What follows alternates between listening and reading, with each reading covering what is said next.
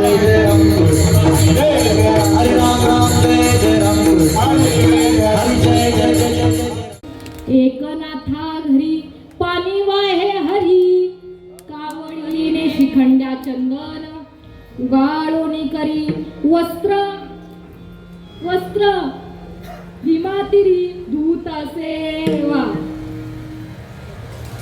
असं अखिलपट ब्रह्मांड नायकाने भक्ताचं दास्यत्व स्वीकारलं महाराज. अशा संत मांदियाळीमध्ये अशा पवित्र भूमीमध्ये तुमचा माझा जन्म आहे, लक्षात घ्या. आणि महत्वाचं म्हणजे आपला जन्म हिंदू धर्मात आहे. सर्वात महत्वाची गोष्ट आहे महाराज, आपला जन्म हिंदू धर्माच्या भूमीमध्ये जन्म झालाय. आपला संत मांदियाळीमध्ये आपला जन्म आहे. आज गणेश चतुर्दशी ना, संकष्टी चतुर्दशी आज महाराज. सर्वांचा उपवास आहे का? आहे का सगळ्यांचा उपवास? महिला मंडळ आहे का? आहे. आज संकष्टी चतुर्दशी. आपण आज थोडंसं चिंतामणीचं ध्यान करूया, लक्षात घ्या. थोडंसं वर्णन करूया. इथे विद्यार्थी बसलेले आहेत माझ्या समोर. इथे सुद्धा लहान मुलं आहेत, लक्षात घ्या. तुम्ही पण तुम्ही विद्यार्थी आहात. गणपती बाप्पाचं ध्यान करायचं, त्याची आराधना करायची. का? बुद्धीची देवता आहे, लक्षात घ्या. मंगळमूर्ती ही बुद्धीची देवता आहे. हा, कराल ना? हा. आपण थोडंसं वर्णन करूया गणपती बाप्पाचं. शास्त्रामध्ये आपण जी गणपती बाप्पाची मूर्ती पाहतो, सुंदर आसन आहे गणपती बाप्पाचं, त्यावर गणपती बाप्पा विराजमान आहेत. आणि त्याचं आसन काय आहे महाराज? स्थिर आहे, स्थिर. गणपती बाप्पाचं आसन कुठे आहे? स्थिर आहे. स्थिर बुद्धीचं लक्षण आहे. ज्याचं आसन स्थिर त्याची बुद्धी स्थिर असते, लक्षात घ्या. ज्याचं आसन स्थिर त्याची बुद्धी स्थिर असते. आपण कीर्तनामध्ये बसलेले आहात. आपलं आसन स्थिर आहे का? 100 आसनं झाली असतील बसल्यापासून, या मांडीकडे त्या मांडीकडे. अजून कीर्तनाला सुरुवात सुद्धा नाही. 100 आसनं होतात आपले बसल्या बसल्या कीर्तनामध्ये.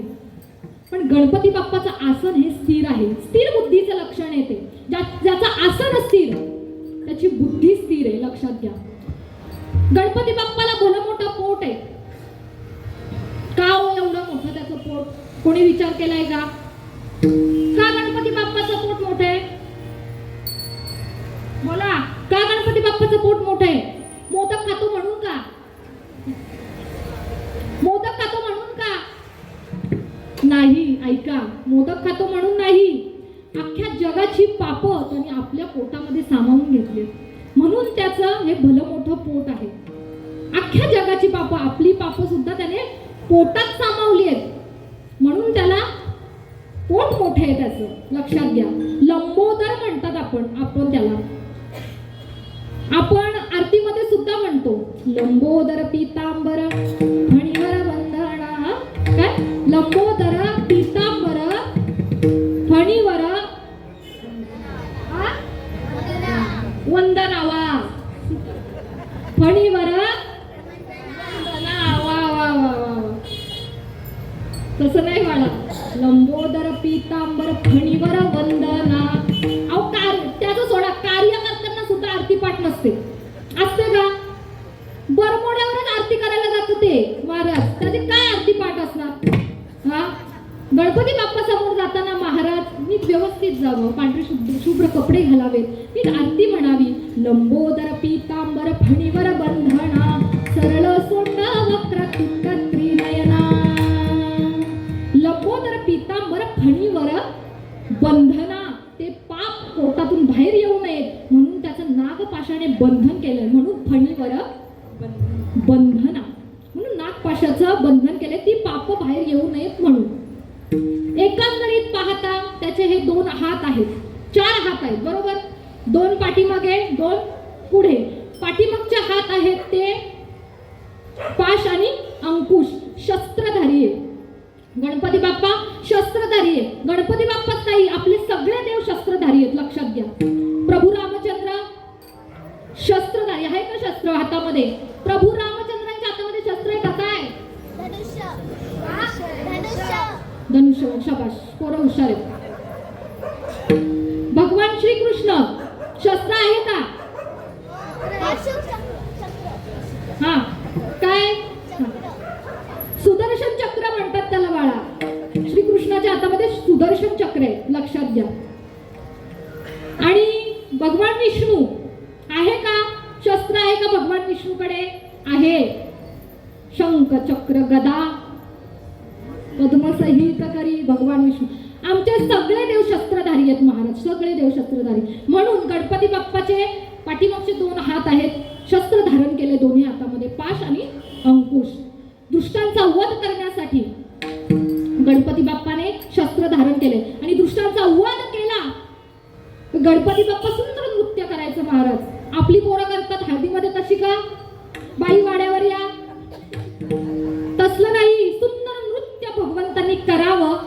पायी घागुऱ्या करीती ऋण, पायी घागुऱ्या करीती ऋण, नाद स्वरगी पोच गणराज रंगी, नाच गणराज रंगी, नाच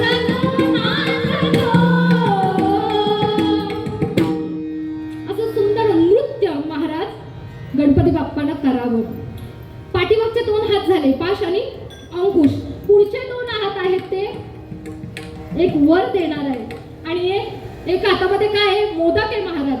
मोदक का खातो म्हणून का ठेवलं आपण? नाही.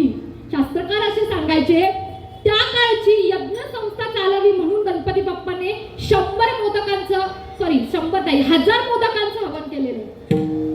1000 मोदकांचं जो हवन करतो तो गणपती बाप्पा आहे. दुसरा हात आहे तो वर देणार आहे, तो आशीर्वाद देणार आहे, लक्षात घ्या.